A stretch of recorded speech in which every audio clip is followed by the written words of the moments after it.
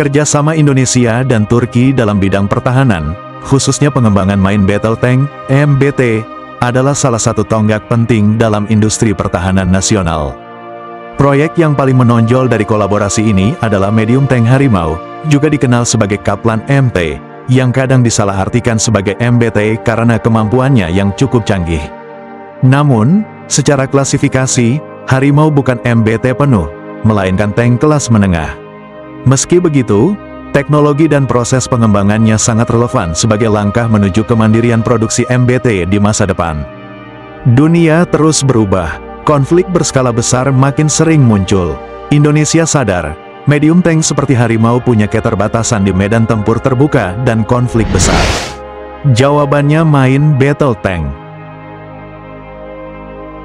Setelah Harimau Kaplan, Indonesia dan Turki punya rencana lebih besar. Mereka tak berhenti di tank menengah. Kini, dua negara ini bersiap melahirkan tank tempur utama, kelas berat, teknologi tinggi, siap menantang Leopard dan Abrams.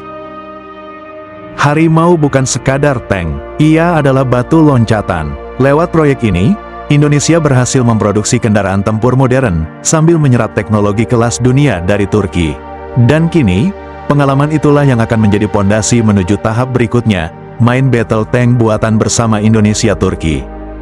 Dunia tak lagi aman, negara-negara tetangga memperkuat militernya. Filipina beli tank ringan, Vietnam fokus pada artileri. Kita punya Leopard, betul. Tapi itu hasil beli, bukan produksi. Indonesia butuh MBT yang bisa kita kembangkan sendiri. Untuk kedaulatan, untuk ekspor, untuk masa depan.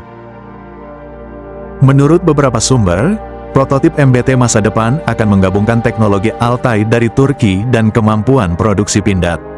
Spesifikasi awal yang mungkin, berat 55-65 ton meriam Smoothbore 120 mm NATO Standard Active Protection System mesin diesel 1500 HP kendali tembak AI plus penginderaan 360 derajat. Turret bisa pakai model modular dari Altay, tapi sistem elektronik, sensor, dan bahkan armor bisa diproduksi di dalam negeri. Tank ini bukan hanya untuk TNI, tapi juga calon ekspor ke negara sahabat yang butuh MBT murah, tapi andal, ekonomi jalan.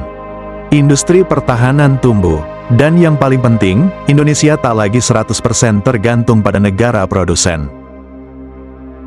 Tantangan tentu ada, mulai dari pengadaan mesin besar, lisensi meriam 120 mm, hingga integrasi proteksi aktif. Tapi inilah momen Indonesia naik kelas, dengan kemauan politik, sokongan dana, dan pengalaman dari Harimau.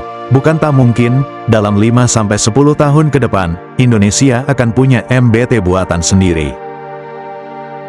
Inilah langkah berikutnya, dari Harimau ke Singa Besi, dari medium tank ke MBT kelas dunia.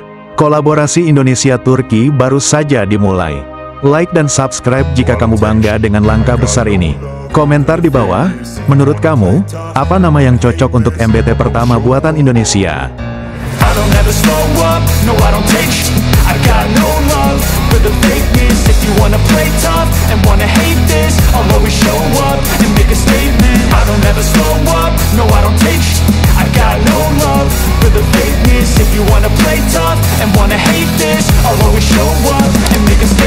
Everything I do so instinctive and so passionate. Every word I move so